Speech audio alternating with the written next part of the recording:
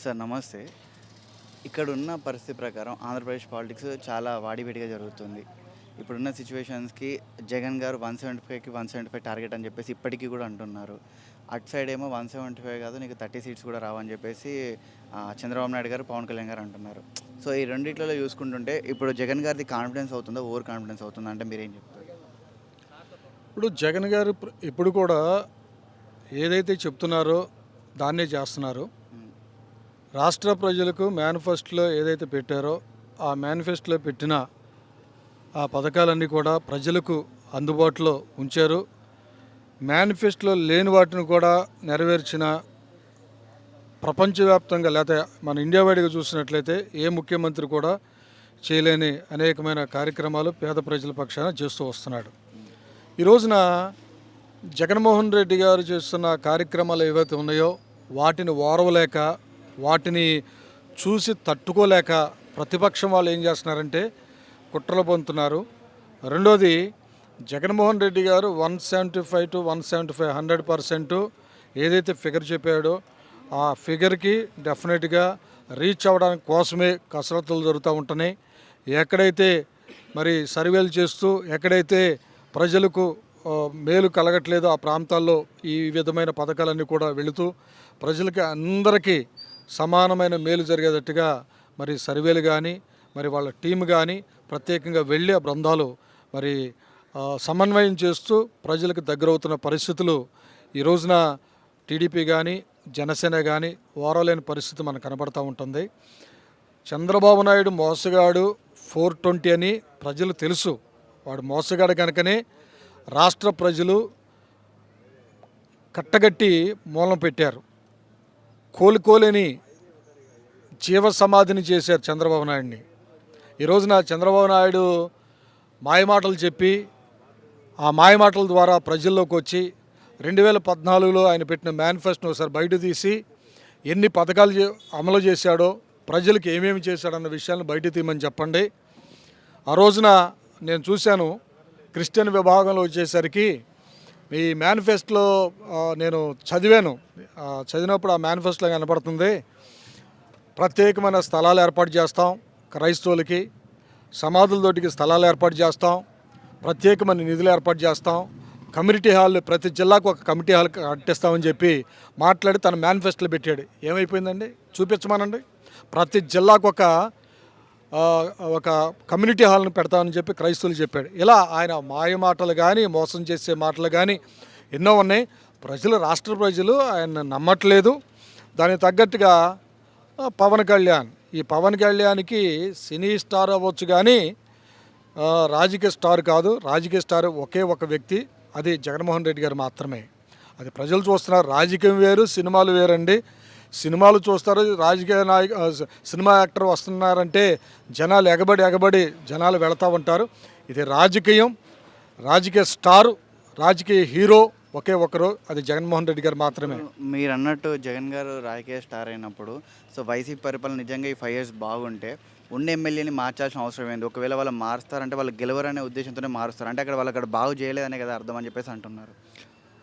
ఎమ్మెల్యేలు మార్చటం అంటే జగన్మోహన్ రెడ్డి గారు తన పాలనలో ఇప్పుడు ఒక ఇంట్లో 10 మంది పిల్లలు ఉన్నారు. 10 మంది పిల్లలు ఒకే రకంగా ఉండరు. కొంతమంది పిల్లలు తండ్రి మాట వింటారు, కొంతమంది తల్లిదండ్రుల మాట వింటారు, కొంతమంది తల్లిదండ్రుల మాట వినరు, బుజ్జగిస్తారు, నచ్చ చెప్తారు. మార్చడం అంటే ప్రజలకు మంచి పాలన ఇవ్వాలని మారుస్తున్నాడు. ఆ ప్రాంతంలో వారికి ఏదైనా లోపాలు ఉన్నప్పుడు వాటిని సరిచేసి రాష్ట్రంలో ప్రజలందరికీ మంచి పాలన ఇవ్వాలని మారుస్తుంది. దానివల్ల తప్పేముంది? దానివల్ల నష్టమేముంది? అంటే నీ కొడుకు ఎక్కడి నుండి పోటీ చేశాడు? చంద్రబాబు నాయుడు ఎక్కడి నుండి పోటీ చేశాడు? ఇతను ఎక్కడ? చంద్రగిరి. ఎక్కడ పోటీ చేశాడు? కుప్పం పోటీ చేశాడు. ఈ కొడుకు ఎక్కడి నుండి ఉండాల్సినాడు? ఈ పవన్ కళ్యాణ్ ఎక్కడ పోటీ చేయాలి?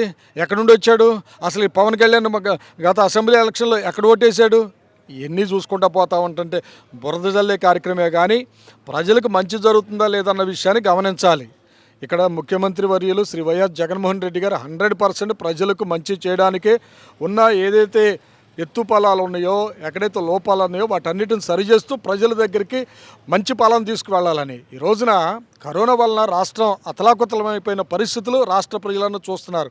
పక్క రాష్ట్రాలు చూసుకుంటూ ఉంటుంటే కరోనా వ్యాక్సిన్ మన రాష్ట్రంలో వ్యాక్సిన్ కానీ మందులు కానీ అన్నీ ఉచితంగా ఇవ్వడం జరిగింది. పక్క రాష్ట్రాలు అయితే ఆ వ్యాక్సిన్కి ఆ టెస్టులు చేసుకోవడానికి 5,000 రూపాయలు డెఫినెట్గా కట్టాల్సి వచ్చేది. కానీ మన రాష్ట్రం జగన్మోహన్ రెడ్డి గారు ఉచితంగా కరోనా సమయంలో ఎన్ని సేవా కార్యక్రమాలు చేశారో భారతదేశం అంతా కూడా ఆంధ్ర రాష్ట్రం వైపు తొంగి చూసిన పరిస్థితులు ఏర్పడినాయి. అటువంటి నాయకత్వాన్ని, అటువంటి మంచి పాలన ప్రజలు వదులుకోవాలని కోరుకుంటలేదండి ఈ రోజున.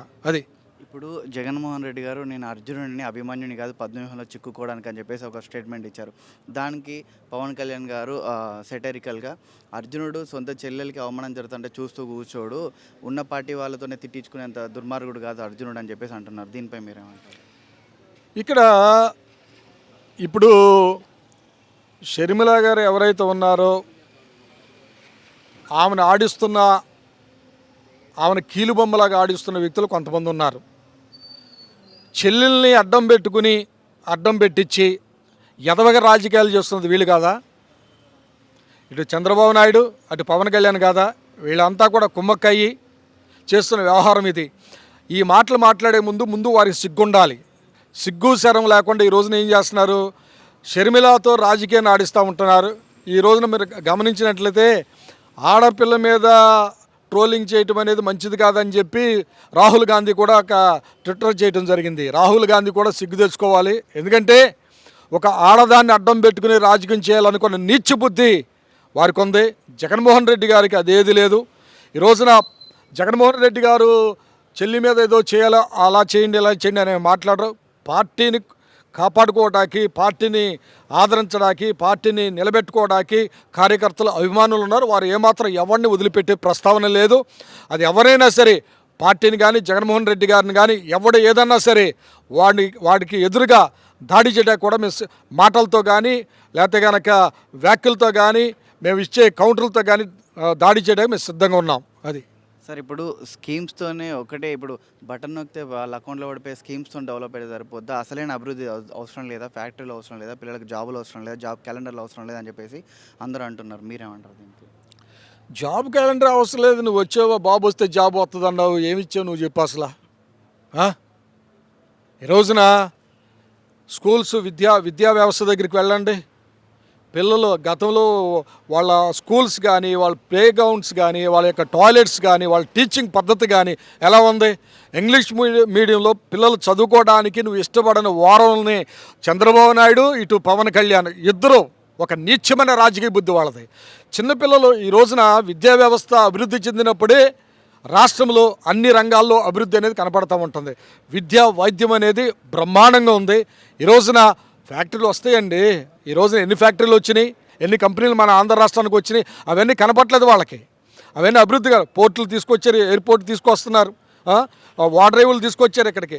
ఇవన్నీ వారికి అభివృద్ధిగా కనపట్లేదు వాళ్ళకి. ఏంటంటే ఎప్పుడు చూసినా సరే అభివృద్ధి లేదు. ఎందుకంటే 10 సార్లు ఎవరో ఒక వ్యక్తి అంట మేకపిల్లలు తీసుకెళ్తామన్నాడు. ఆ మేకపిల్ల తీసుకెళ్తా ఉంటే ఏంట్రా పందిపిల్లని తీసుకెళ్తామన్నారంట.